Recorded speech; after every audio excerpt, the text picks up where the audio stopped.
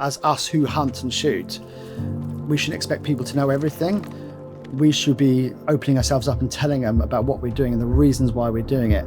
And that would help a lot with people understanding why people hunt, why people shoot.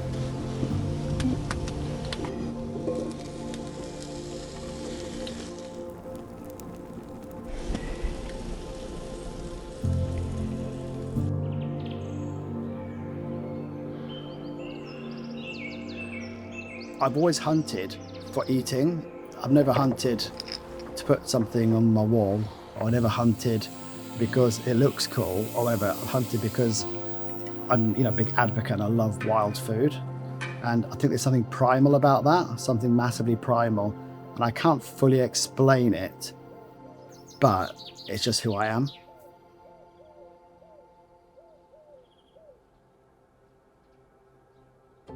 I've been cooking wild game for such a long time now, and that came back from the days where I used to live in North Wales. I was only about 6 or 7. My dad used to take me and my younger brother out on the local river and some of the lakes up in near Snowdonia, and we used to go trout fishing. When I brought them back, I wanted them cooked.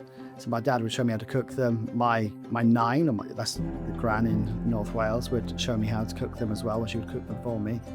So my passion for wild food came, I think, from a really young age. And when I got old enough to get an air rifle, I shot a rabbit, and a family friend showed me how to make some rabbit satay. And it just fueled my love for cooking. Wild food was made for cooking on fire for us. That's how we evolved as human beings. I was really taken by the kind of the raw aspect of that, like cooking on flames. Again, going back to primal.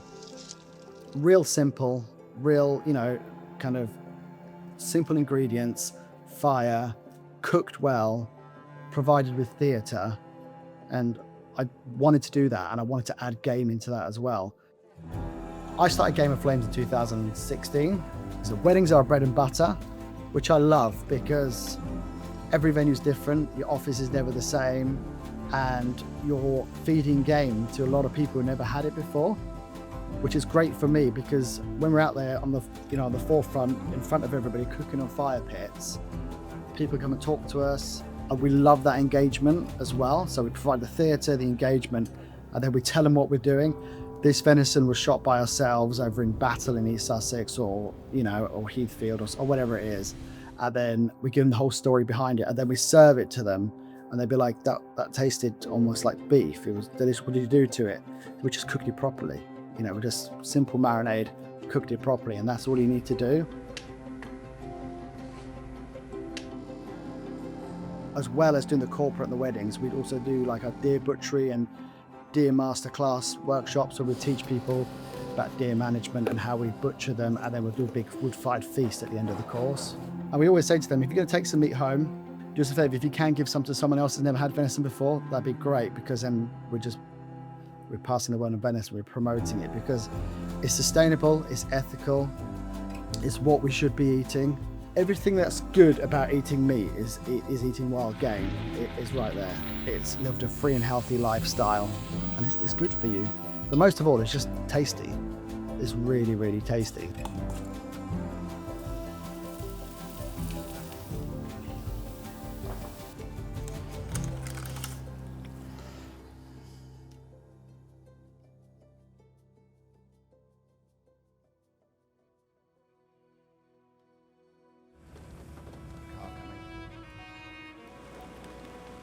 Every stalk is different.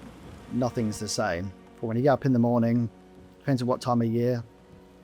You could be getting up at like 4:30 in the morning. You could be getting up at 6 o'clock in the morning. But the aim is still the same, to go out there and scour the land and take some venison back for the larder.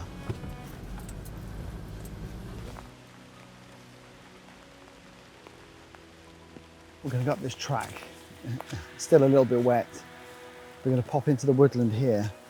This small bit, it's only small, but it holds a lot of deer. And I find it's got bits in there that they can just really shelter away from the elements. So there's a good chance we'll see a deer in there. The wind's coming from our right, which is a good way, because the wood's on the right as well. Oh, there's one in the field over there. Just saw one move. if you've got a deer on your ground, you want to do kind of a census of it and work out how many is there. It's very, very difficult to do in this country because the farms are so small, especially in Sussex where we are. That's a two-road here. Too many deer are detrimental to the environment, but also detrimental to themselves. We have no wild predators in the UK for deer. The only thing that's going to kill deer is going to be us or diseases, and I can tell you which one's going to be more humane. It's about keeping everything in balance and keeping everything in equilibrium as best as possible. Nothing will ever be perfect, but we can try our best at getting everything right, and that comes down to a management plan. They love being in this because it's quite dry in there, it's quite warm, and they can see across the fields, so they just love sitting in there. I can't see anything yet, but we'll go around and see if we can spot anything.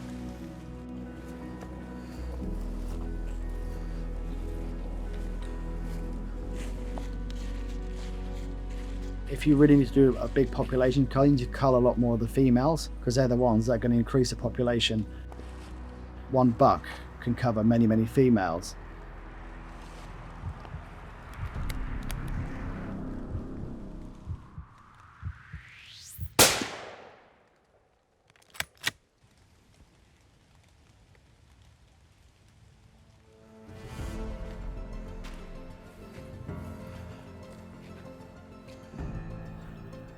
We just shot the deer behind. We're following the tracks and we're following that. There's little droplets of blood, and you can see just there actually. So we're following the tracks. It's in this direction, so we're going to pursue it.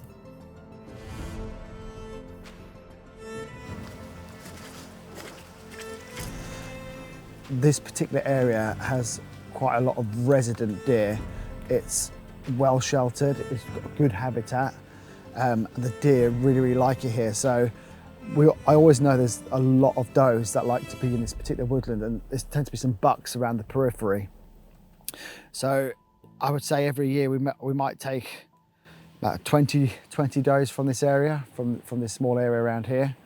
Like I said, there's a healthy group here. You know, I've seen up to 60, and you get more and more come in from the neighbouring farms.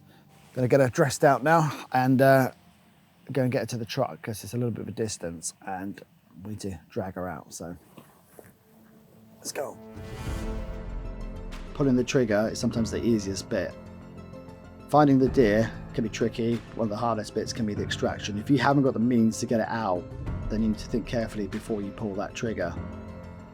So there's places on some of my permissions that I wouldn't pull the trigger unless it was dry. I could get a vehicle there. Some of them will be very, very challenging, and especially the size of the animal. Like a large buck is going to be a lot more difficult to carry than a younger one.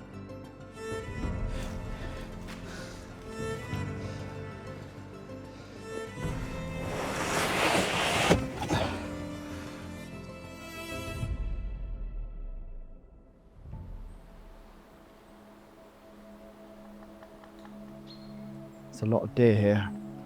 It's got a mixture of everything. It's got some wild meadows, some ancient woodland that the previous owners of this small estate used to travel around the world and collect exotic trees and all different types of flora and fauna. So we're going back to like the early 1900s. So there's a lot of interesting stuff here, which is quite nice. When you have a little walk around, it makes the stalk a lot more interesting.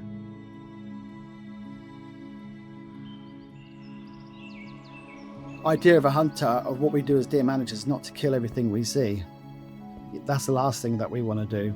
We have to nurture that herd, just like farming. So we basically nurture it and make sure that it'll keep giving us what we need, but at the same time everything's in balance. So the landowner's happy, so the deer's been managed to a sustainable level. We don't want to wipe out the deer because we like seeing the deer. We love deer. We're passionate about deer. Whenever I'm stalking, I always chat to people that's going for a walk or a stroll, and I always tell them what I'm doing and the reasons why I'm doing it. I call it hearts and minds. And if that person lives locally, I actually get some venison mince and I'll drop it off to them as well and say, you know, really nice to chat to you, have some mints to try. All they see is a stranger walking around in the countryside with a gun. Some people might find it offensive, some people might find it scary. And so if you approach people nicely and kind of, let's say, educate them, just explain to them what you're doing, it goes a really, really long way. And I think that's really, really important. As us who hunt and shoot, we shouldn't expect people to know everything. We should be opening ourselves up and telling them about what we're doing and the reasons why we're doing it. And that would help a lot with people understanding why people hunt, why people shoot, and then effectively they might end up going home and eating more venison because of that interaction with you, which is, you know, it's a win-win situation.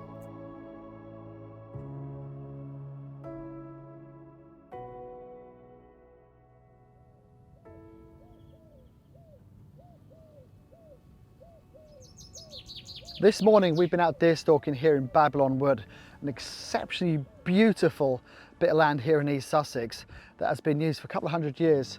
It's been an estate, it's been ornamental gardens, it's pretty much been a park. So we've got these amazing ornate trees and just lots of different flora and fauna here.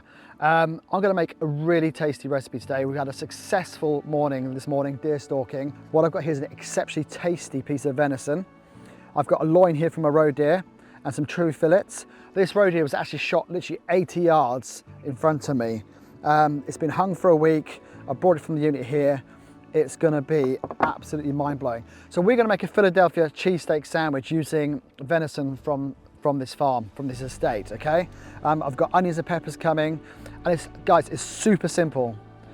I made sure that it's no frills, just real good flavors, punchy flavors, and a real quick snack as well. So I've got some fresh bread, fresh venison, onions and peppers, salt, pepper, bit of chili if you like spice. If not, just leave it out. Squeeze a lime for a bit of freshness, and a little bit of beef stock in the onion and the peppers as well, just to kind of give that umami flavor. Simple as that. So the first thing we're going to do is go and get our onions and peppers. And I actually haven't got my chef's knife with me. I've just got my hunting knife that I've cleaned. It is exceptionally sharp. So I'm just going to roughly chop this onion.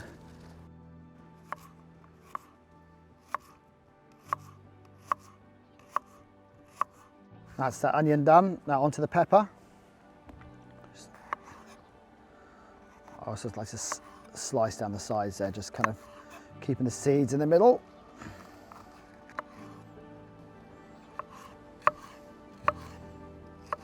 All I'm going to do, like I said, this is super simple, designed to be easy, but packs of flavour. So I've just got some oil here, some rapeseed oil. You can use olive oil or any other oil. I quite like the rapeseed oil. Salt and pepper. Good helping of salt and pepper to give it that crust on the outside. Now I'm going to put a couple of cloves of garlic in there. Might actually put some salt.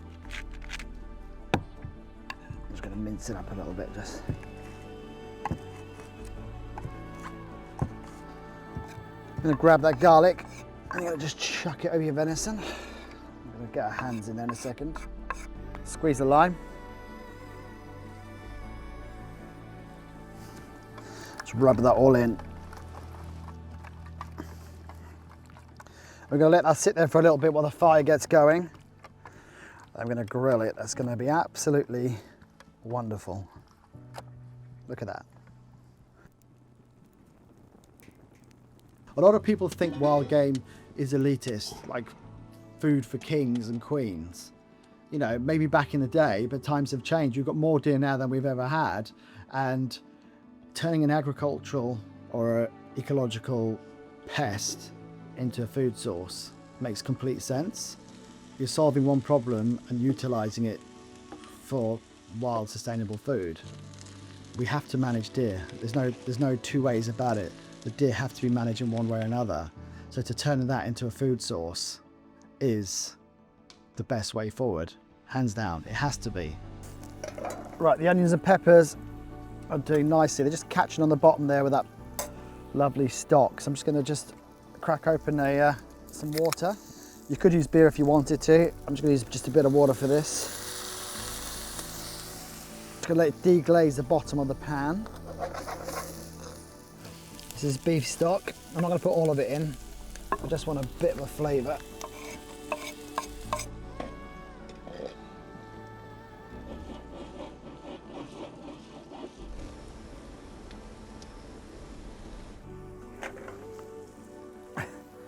Right, ready for the venison? We're going to put these on the grill. You can see the colour changing where the lime juice has got into it, the salt, so almost like cured the outside, but that allows the flavours to penetrate deeper into the meat. See, it's gone kind of like that grey colour where that chemical reaction is taking place, but that's going to be great for absorbing the flavour. Notice I haven't put it directly right in the middle of the fire because I don't want to kind of burn it. I just want to kind of get it hot, but at the same time control it. So I'll keep an eye on that. So we're going to cook this to like an internal temperature of roughly around 53 degrees, medium rare.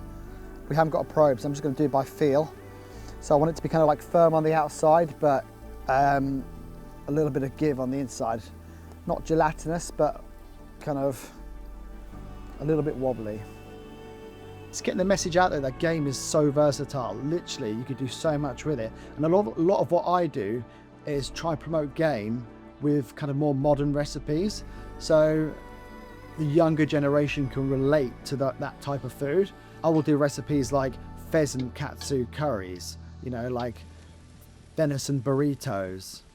I've done a lot of Asian dishes like crispy chili pigeon. It doesn't have to be healthy. The meat is healthy, but it's just doing a variation of recipes that people can relate to, and they go, actually, I'm going to try that. That sounds really nice. And when they try it, actually, that's really, really nice. You know, pheasant is delicious. Partridge is delicious, and it's great in curries. It's great in a crispy pheasant burger. I even make myself hungry talking about it, but yeah.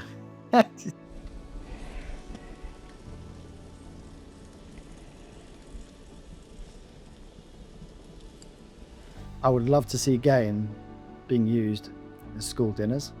I would love to see game being used in hospitals. I would like to see more game at football matches, sports events, celebrating the best of what we have to offer. Because at the end of the day, it's good for you, it's good for the environment, it's tasty. So there's no reason at all why we shouldn't be feeding game to our children, to people who need it, and to everyone. I'm going to grab this venison, take them over to the board.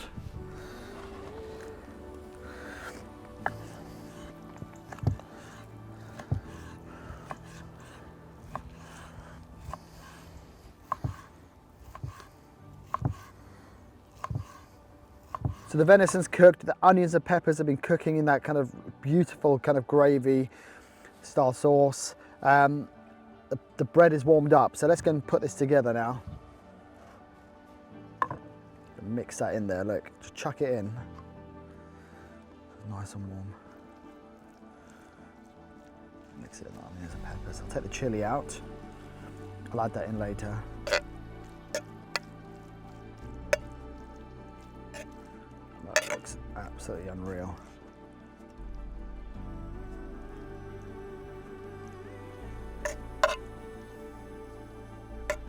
Just got a mixture of cheddar and mozzarella here, just gonna layer that on.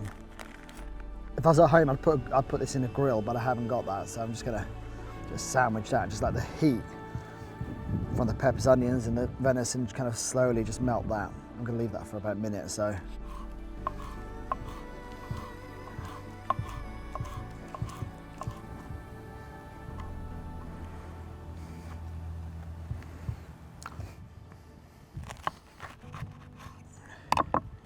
And that's it. It's super simple, it's super easy. You don't have to have a fire to do this at home. You can just do it in your grill, you can do it in a pan, but it is absolutely out of this world. And for a quick snack, you can't go wrong.